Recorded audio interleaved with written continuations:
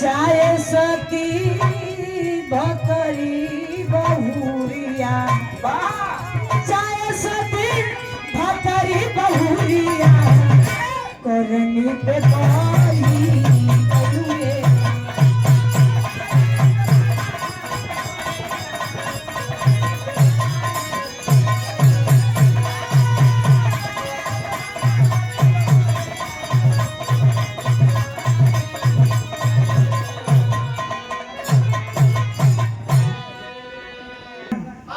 और जब अभागन बनी तो सुहागन कैसे बने? चलिए का 4 लाइन भूमिका में भाव है कैसे?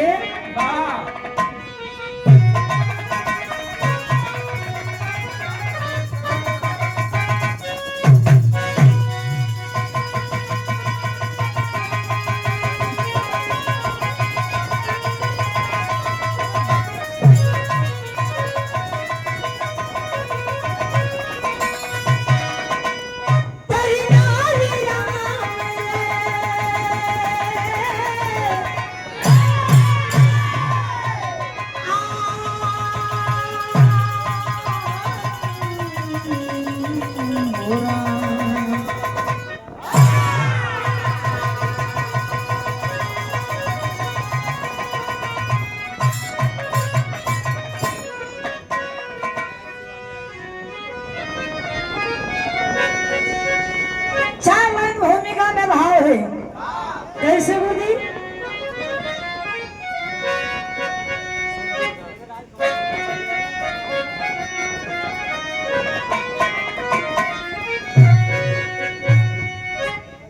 भले सैकड़ों खंड हो जाए धरती, गगन गिरी पड़े चाहे बन के दीवार,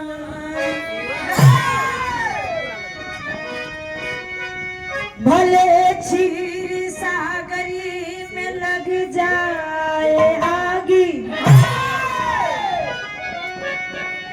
छोड़े हिमालय न अपनी जिम्मेदारी,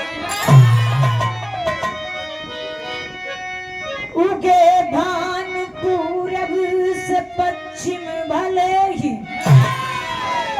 मगर चांद तारा नभ से हटेगा, जहां माई मैहरी की महिमा प्रबल है, उजड़े चमन में सुमन भी खिलेगा।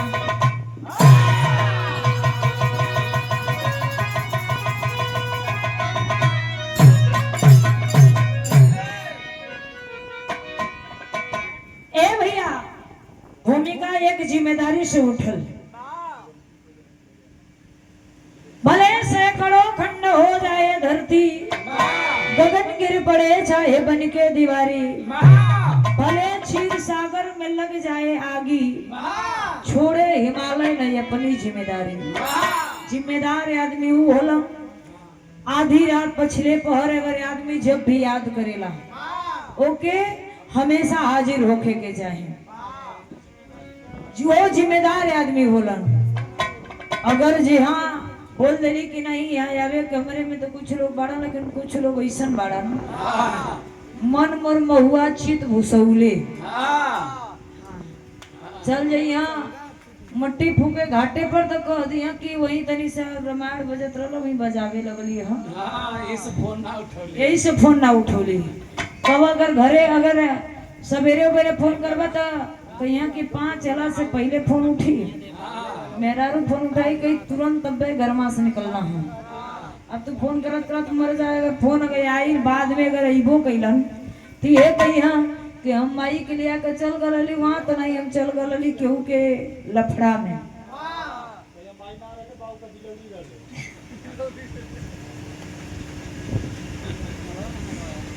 लेकिन जिम्मेदार आदमी, इज्जतदार आदमी, मर्द आदमी मर्दानगी पे मर जाला। जिम्मेदार आदमी होला तो चाहे आग बरसे चाहे पानी बरसे, अपने जिम्मेदारी अपने बात के हमेशा अटल रहेला। लेकिन ए भैया इज्जतदार आदमी होलन के अगर एक ठे खरोच लग जाला तो उनके जी के भी मुर्दा बन जाला, जिंदा लाश बन के ठहरेलन। लेकिन सिचुएशन बदल जाता है। मेरा अंदर बड़ी सुगर गीत बा का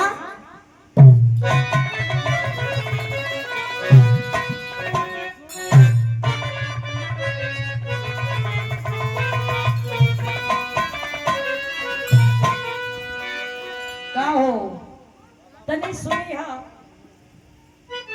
आज के सिचुएशन में जिंदगी का कोनो वैल्यू ना। अब वही 3 महीना पहले हम ही अपना कोनो वैल्यू ना रहल मार की अब परान निकलेगी तो, लेकिन घमंड इंसान के अंदर हो जाला, केहू केहू के अंदर। ऐसे गुरुजी हमारे गीत के माध्यम से संकेत केलन कैसे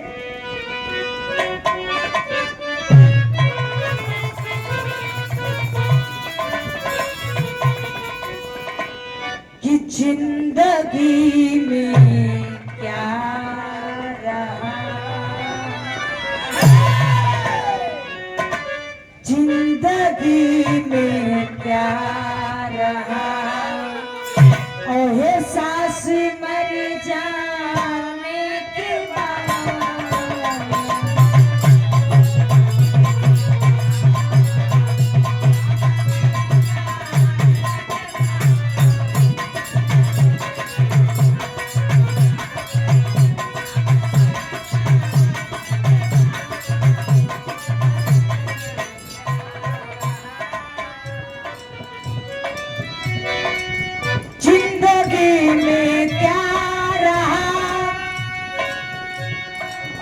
सास मर जाने के बाद आएंगे साजन मेरे, आएंगे साजन मेरे, सावन गुजर जाने के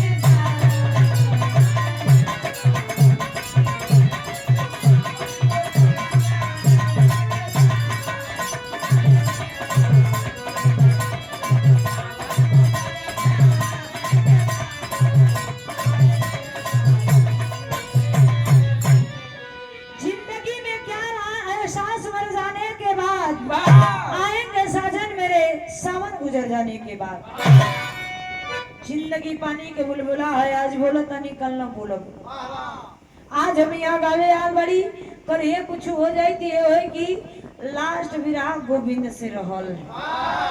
तबीयत खराब भल हमार 13 तारीख के 12 तारीख से हमार रहल सुभाष निराला से विराह कमा के देखा ये लास्ट मंच कविता से हमार रहल। तब क्या करे आखिरी हो गई कोनो वैल्यू ना हो। आज बाबू गोल बनन कर हम जाई, लेकिन बड़ी सुघर भाव हो गई से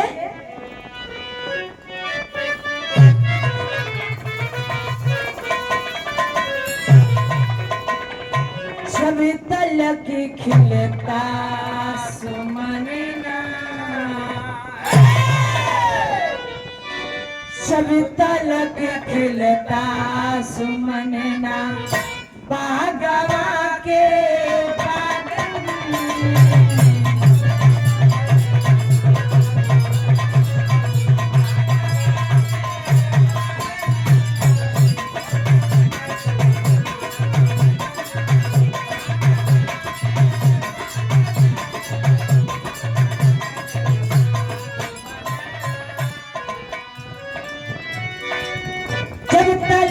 खिलता सुमनना, बागवा के बाग में तब तलक जलता है दामन, तब तलक जलता है दामन, दिल पिया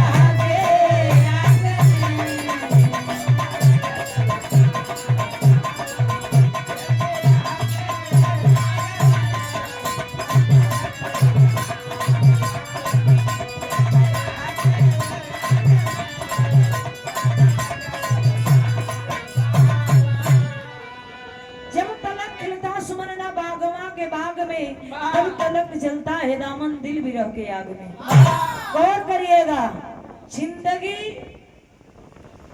कितनो बढ़िया कहल जाला कि अपने दरवाजे पे कितनो बढ़िया कितनो सुगर अगर पौधा लगा दो, कौनो चीज के पौधा होगा, चाहे बगिया लगा दो, जो ना बगिया अगर ज्यादा पत्ता देवे लगल, कली देवे लगल, तो जानला कि फल फूल ओकरे में रहबे ना।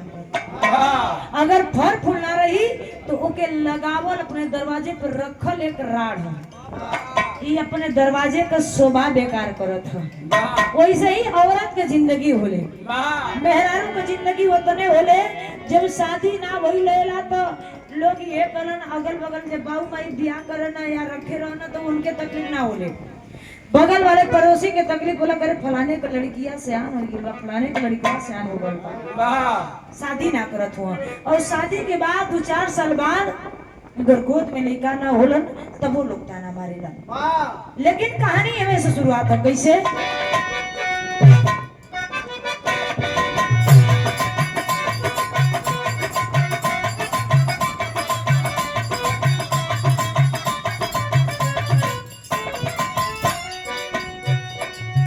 अगर भूखंड में घनघोर अंधेरा होगा, बिन सूरज का नहीं जग में सवेरा होगा।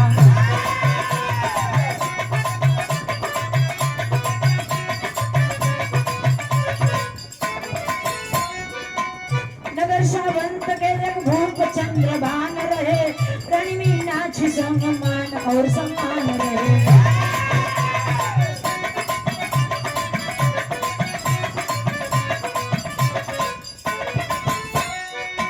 सुनी माता की गोद लाल बिन तरसती है, घटाएं बन नजर हर समय बरसती है।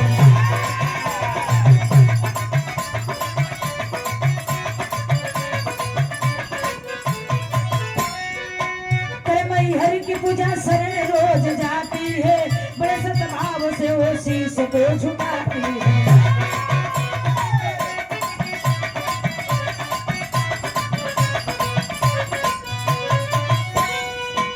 एक दिन पूजा करने गई जब शरणिया में,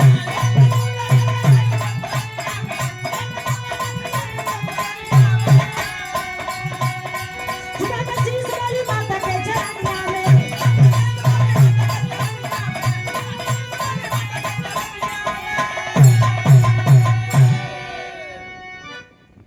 करिएगा। ए भैया, लोग कहलन की समय बदल गई, लेकिन हम कहला हमारे गुरुजी ये गीत है, गीत के अंदर संकेत कहलन की समय ना बदलल है, हम एवरी तू हमार और तुहार विचार बदलल बा।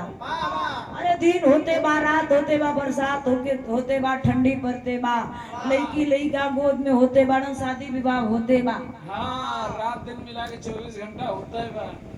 कौन समय बदलल बा ना, कमाई जैसा बढ़ल बा वैसा समार और तुहार मन बदलल बा, और कोनो परिवर्तन ना भइल बा। मनई तनी सा अच्छा से खाए पहिरे लगल, ओकरे अंदर अहंकार हो गल, अरे हम तो इतना रुपया कमाथे, हम तो ऐसे रहत नहीं। कुछ कलाकार हुआ के फोन कैला कना के भाई तो हमरे वो घर से खाना बोला, हम तो खनवे ना बनाईला। अरे तो देत हुआ मनी तब ना आवत हुई, बनले का सार बहन हुई हो, जगतिया में कोई नहीं अपना। ए भैया, ए भैया, गौर करिएगा,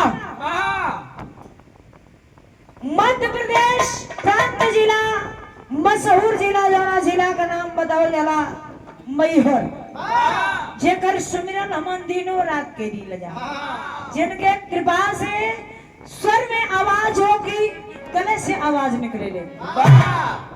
स्वर की देवी वीणा वादनी माँ शारदा के दरबार में, वही मैहर माई के बगल में एक गांव का नाम बताओ जाला सावंत नगर। सावंत नगर के रहे वाला एक राजा चंद्रभान, उनके दुल्हन का नाम बताओ जाला मीनाक्षी। ए भैया, घर में सब कुछ बा, कोनो चीज के कमी ना हो, कहे लला के धन दौलत मोहरी अटारी कोना काम में जब खवैया ना रही है, रोवैया ना रही है, खेलवैया ना रही है, तो उ घर कोना काम के। जौना घर में लइका के किलकारी ना गुजे, उ घर कौनो काम के ना होला। धीरे धीरे शादी के 7-8 वर्ष हो गई, लेकिन एको गोद में लइका ना बढ़त। मीनाक्षी के धीरे धीरे मेहरान मुहे मुहे कहे लगली, करे हे देखाओ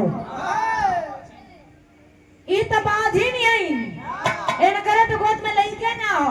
ई बधिनिया का मोह देखले पाक पड़ जाला, हमार काम ना बनला। जब जब एकर मोह देखिला हमार काम पूरा बिगड़ जाले। ई बधिनिया का है ना ये दूर हो जइते। जौन की मैहर माई के परम भक्त रहली। ए बाबू एक दिन वही महल में एक छोट सा लइका खेलत रहल। लइका के उठा लेनी गोद कनी बारे भगवान, जेके दे ताड़ो तो छप्पर फाड़ के देत हुआ, और जेके ना देत हुआ तो के हमेशा के लिए तरसाइए देत हुआ। कवन हमरा से गलती हो गल मतारी कि हमके इतना बड़ा कलंकित बना देलू। तब तक लड़का का मतारी आई, हाँ से लड़का छोड़ ले कलश के अगर इतना बड़े शौक है के लड़का खिलाओ के तो है तो एक लड़का पैदा करला, लेकिन तू पैदा कहाँ से करबू, तू तो बाझिन न बाड़ू। हे बाबू ये बतिया तो कलेजा में एकदम गोली के तरह चुभल। कले के जाई मई से सारा दुख सुख अपन शेयर करत रही। जाप मतारी से पूछब और कहब कि मई हमसे कौन बड़ा गलती हो गए। रोज पहले सवेरे जाए पूजा करे तब आवे तो दाना उरी पानी करे। लेकिन गौर करिएगा विराग अंदर बड़ी सुघर गीत बा। कैसे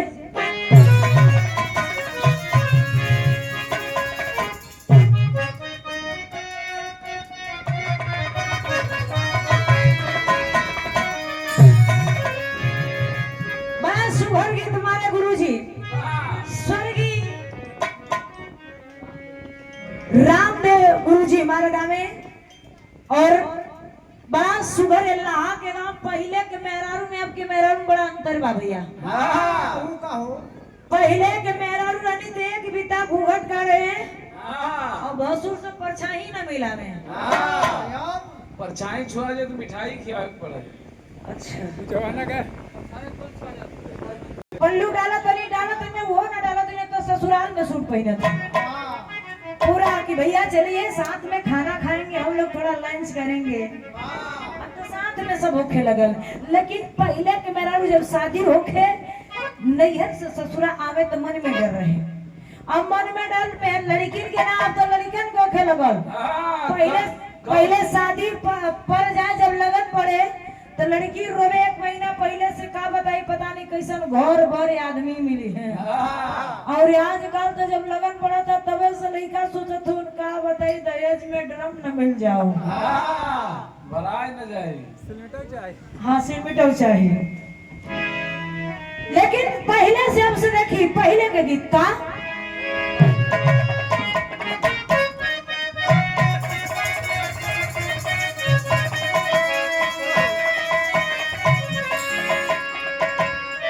सेज चढ़ते डर लागे मोरी गोलियां। सखी सपने बतावे कि सेज चढ़ते डर लागे मोरी गोलियां तो सैया घूंघट पटी खोले रे, सैया घूंघट पटी खोले।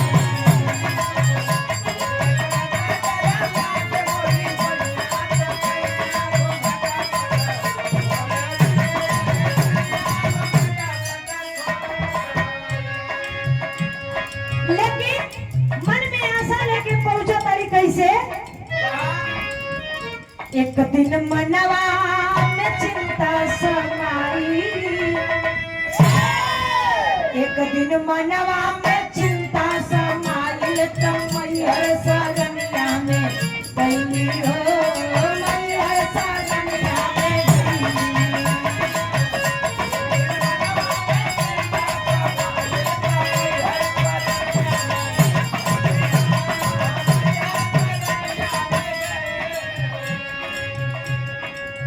चिंतित मन से पहुंचल वाली शरण में और जाके पूजा पाठ कर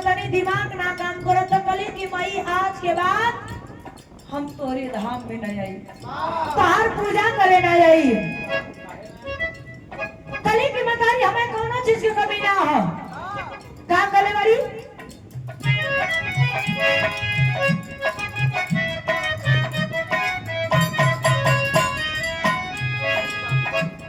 सुख शांति वैभव मिलल पवली सजना।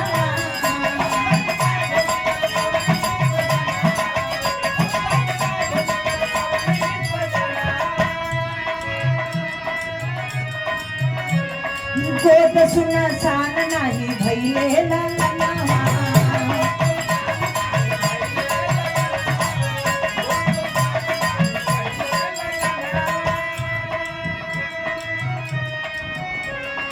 पतझड़ में देता बार मोरी मैया।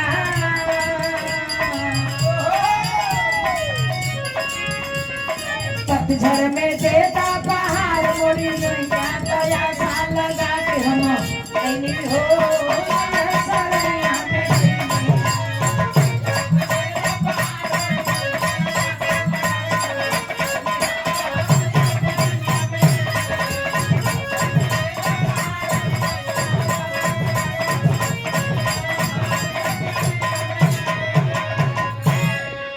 कली की ये मई दोनों चीज के कमी ना हो। बचपन से तार पूजा करत आज 8-9 साल हो गए हमारे शादी के।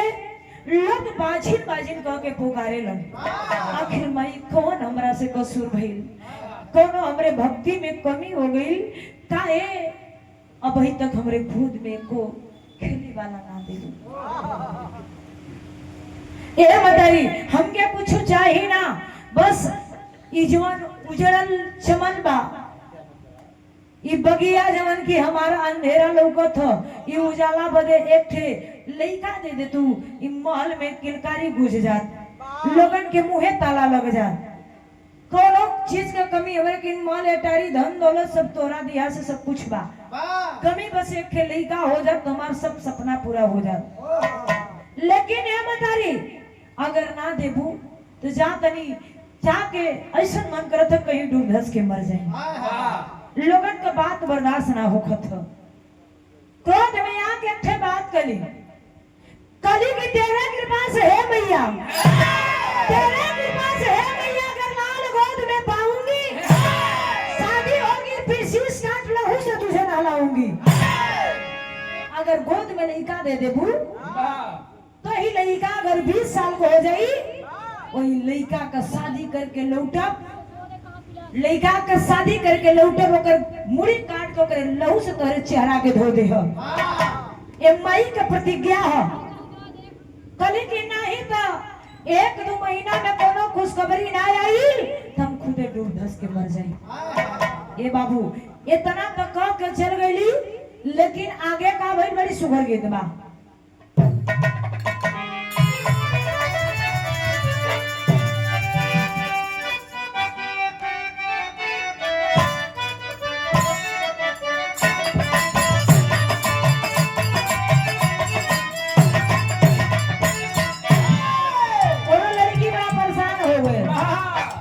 लइकन से कहले हिया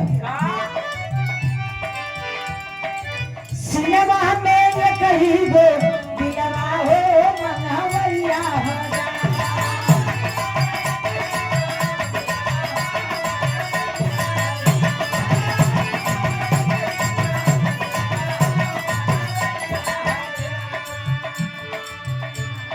केहू कहे बाबू केहू कहे सोना।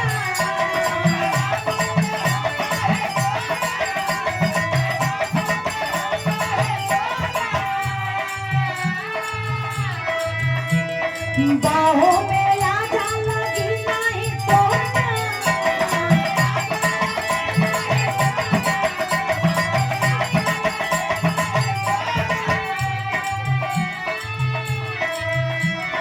केहू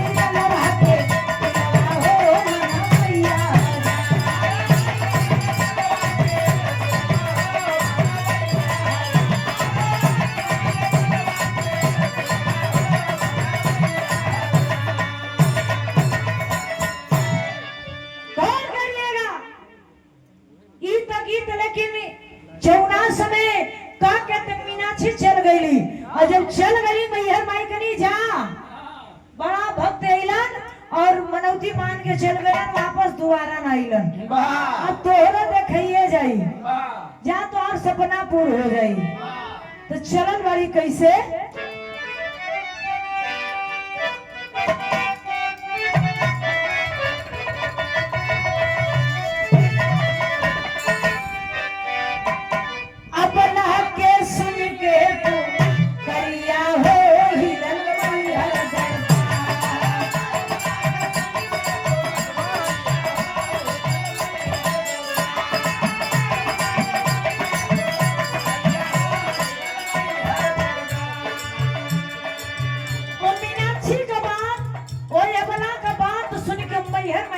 डगमगावे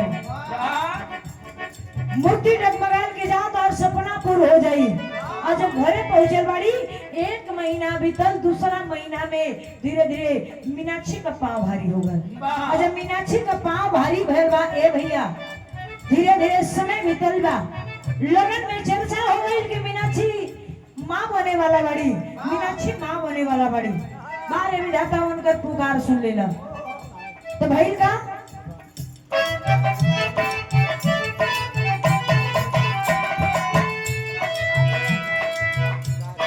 नवा महीना के दिनवा बीतला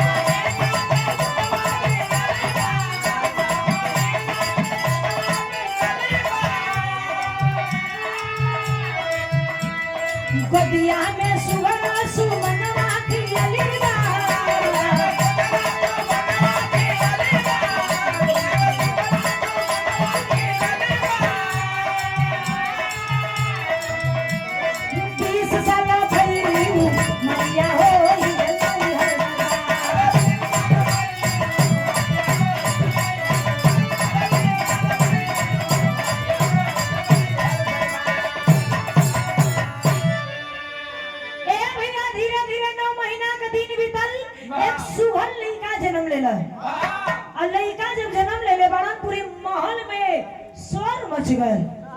मीनाक्षी के बेटवा भइला मीनाक्षी के बेटवा भइल बा अब सोहर मंगलचार होखता और लड़का का नामकरण कइल गई सुहेल धीरे धीरे समय बीतल बा उनकर उम्र 20 साल भइल और जब 20 साल उम्र भइल त बाबू सोच लेना कि लड़का शादी योग हो गइल बाबूजी सोचला कि लड़का जब शादी योग हो गइल तो शादी बाबूजी अपने बगल के गौवा में एक चंदा नाम लड़की से शादी तय कर देला और जब शादी तय करला तो धीरे धीरे शादी वाला दिन आ गई तब भइल का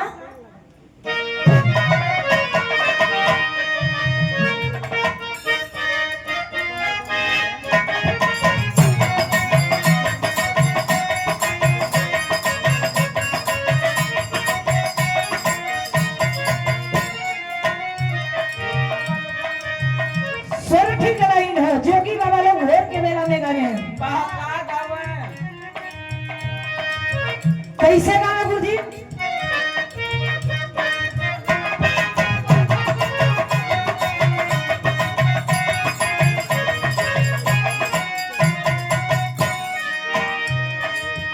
कहवाने करनवा जोगी जोगा वाला मावाले अरे जोगा वाला मावाले हो कहवाने करनवा भिखिया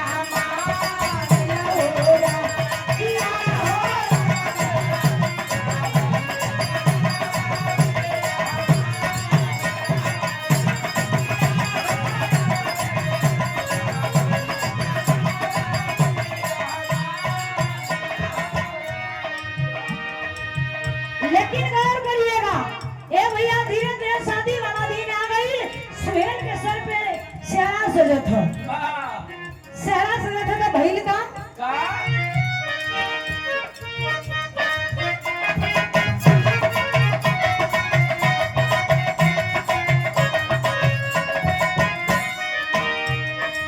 साज के सुहेल सेहरा चले ससुरारी आए चले ससुरारी आओ चंदा गौरिया घरवाला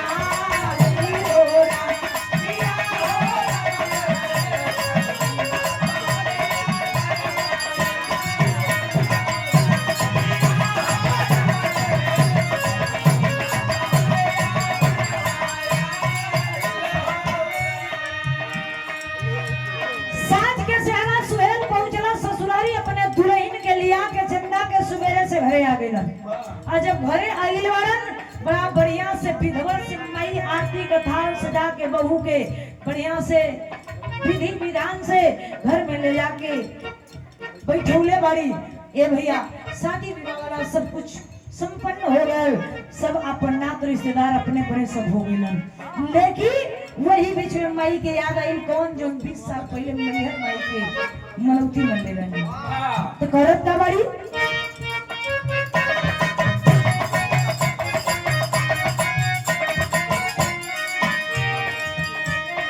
माई अपने लाल के पाजरवा बोला। हम इंजन चालू कर रहे वो लोग कहे लेकिन कैन भैया जब लाइट मतारी अपने बेटवा के बोलौले बाड़ी। कैसे बोलौले बाड़ी?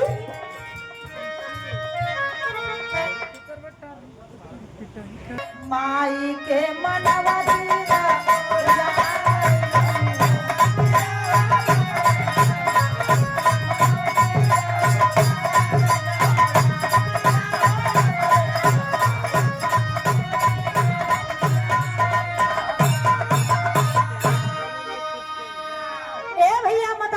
की बेटवा 20 साल पहले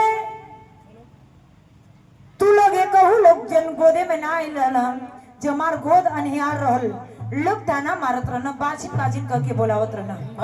मैहर माई से जाके मनौती मनली वही मनौती से तोहार जन्म भइल बा। मैहर माई से कहले रहली कि जो ना शादी करके लौटब वही दिन अपने बेटवा के लिया के तोरे धाम पर गर्दन काटो करे लहू से तोरे चेहरा के धो दे। ये बेटा अगर हमार मनौती पूर्ण हुई तो हमार भक्ति अधूरा रह जाएगी। अलग रे माई तू चाही जैसे तार मनौती पूर होके वैसे पूर करला, हमके कोनो दिक्कत ना हो। ए बाबू पहले के लइका आपके लइका में बड़ा अंतर बा। पहले के लइका माई बाबू खातिर अपन गर्दन कटा लेत रहना। अब के लइकन के कहब कि बेटा तनी से जा से माई पहले की करला तो कहिए लव यू मॉम। हां आजकल लइका गर्दन काट ली। गौर करिएगा मतारी के बाद माई बेटवा का बात जो नहीं की दुल्ही आयल बड़ी दीवाल की आड़ में सारी बात के सुन लेली। कली बा कि कैसन मतारी है कि बतावा भाई नया नया शादी बेटवा का भइल अपने बेटवा का गर्दन काटे कहो तारी कैसन बात कर तारी अपने नई नवेली दुल्हन का जिंदगी बर्बाद कर चाहतारी। इनकी मोहमाया नहीं बा। ए बाबू मतारी ना समझ बोली कि बहू भी जाना तड़ी, लेकिन मतारी लिया के कनी की बेटा चले के पड़ी। मतारी आगे आगे पीछे पीछे बेटवा उनके पीछे बहू भी कि आज माई बेटवा का करनामा पूरा सुनिए नहीं देखिए नहीं करल का छात वालो चलो बड़ा फिरा के अंदर तेरी से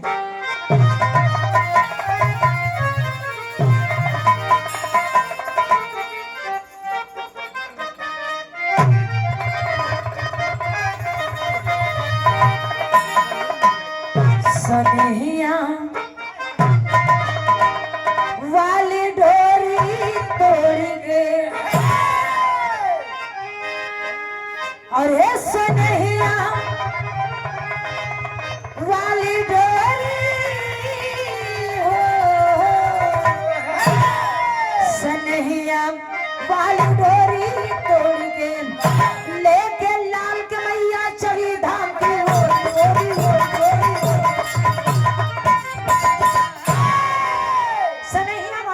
तोड़ के लेके लाल के मैया चली धाम की ओरी सनहिया वाली डोरी तोड़ के गौर करिएगा बेटवा के लिया के धाम पे पहुंचल बाड़ी और जब धाम पे पहुंचल बाड़ी तो भैल का गीत बिरहा के आखिरी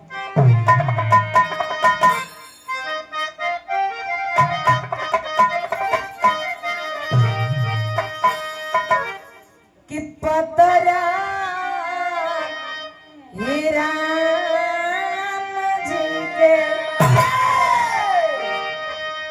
पतरा हीरा जी के अरे पातरी बात कमरिया हो रहा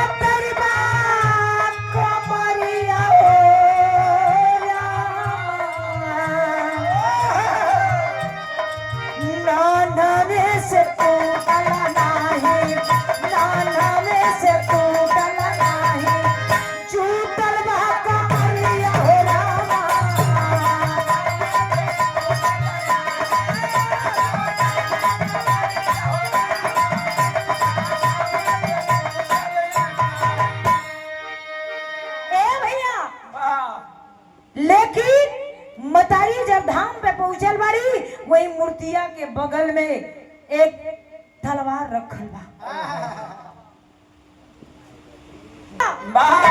ए बाबू मतारी उठा लेनी तलवार, देखा तड़ी की तलवार कैसन बा। तब तक बहू का कलेजा कांप गई। जब बहू का कलेजा कांप गई ले भैया, दौड़ के जाके पाँव पकड़ के फिर बात कर ले बड़ी का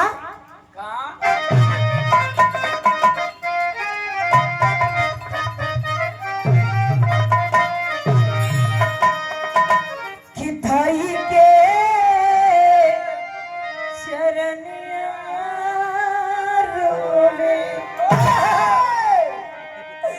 धाई के चरनिया रोवे, कवन कई बहुरिया हो रामा।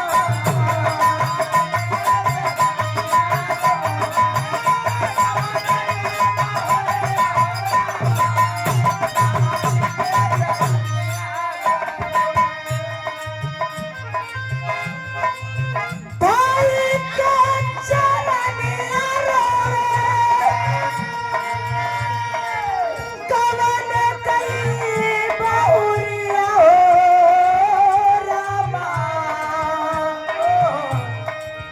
जिंदगी हमारी आज, जिंदगी हमारी आज, लागे कौन करिया हो रामा।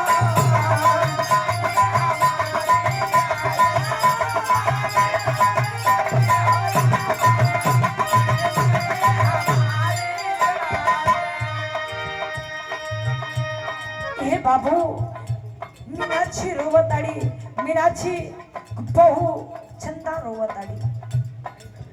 हे माई नहीं अवेली दुल्हन रोवताड़ी की, हे माई ऐसा काहे करत हो, कौन कसूरवा, काहे हमार दुनिया उजारल चाहता रू। कल ये सुहागन बन के लिए मतारी अभागन मन कराए माई। ए बाबू लेकिन सास से एक बात बहू का ना सुनताड़ी।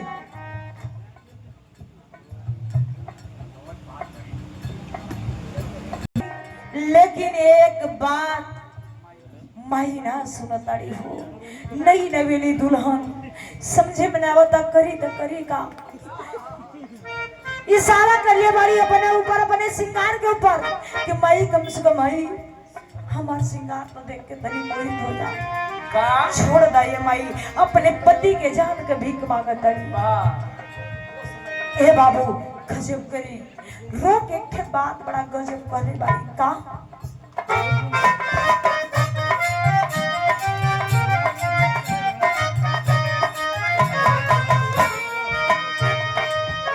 मेहदी महावरी रोवे आँखी के कजरवा,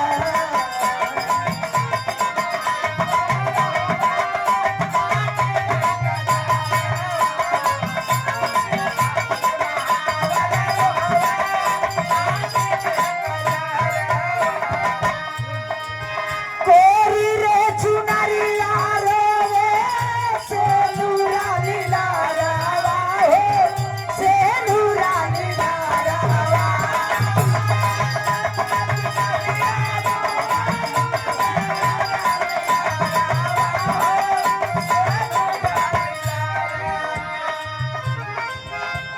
के करे सारे चले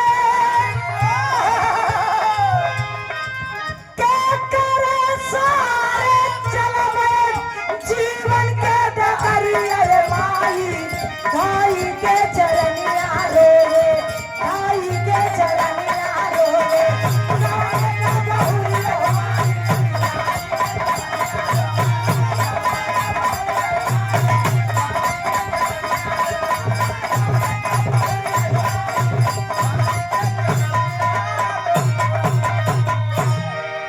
ए बाबू इशारा कली, चंदा कली कि माई हमरे हाथ के मेहंदी, पाँव का महावर, आँख के काजल, जौना रूप में नैयर से माई सजा के भेजले बा, वही रूप में बाड़ी है माई। समझ में ना आवत तो तू काहे हमके अभागन बनावल चाहता रू। एक माई छोड़ली तो एक माई पौले बाड़ी मतारी जन्म दिले रहनी और तू कर्म कमाई बाड़ो ए माई नैहर छोड़ली ससुरार पौली भाई छोड़ली देवर पौली बाप छोड़ली ससुर पौली माई छोड़ली सास पौली कोनो अंतर ना हमाई तू काहे अंतर करत आड़ू लेकिन ए बाबू एक बात ना सुनली सास एक बात ना सुनी तब तक एक अद्भुत चमत्कार भइल बा का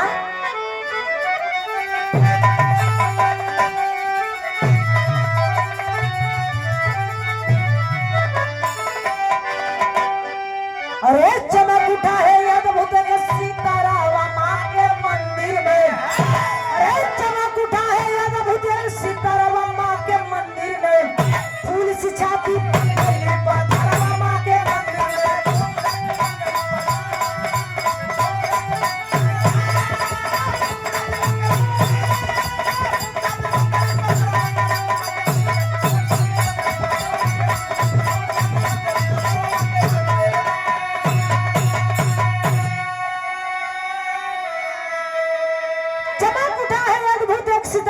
के बन गई पत्थरवा माँ के मंदिर में ए बाबू वो मूर्तिया में से चमक उठा जैसे लगल कि मीनाक्षी के कपड़वा पे आके एकदम सवार हो गई और जब सवार भर बाड़ी वही मई जो आज 10 साल पाजिन के नाम से पुकारल गई आज वही मई का कलेजा पत्थर हो गया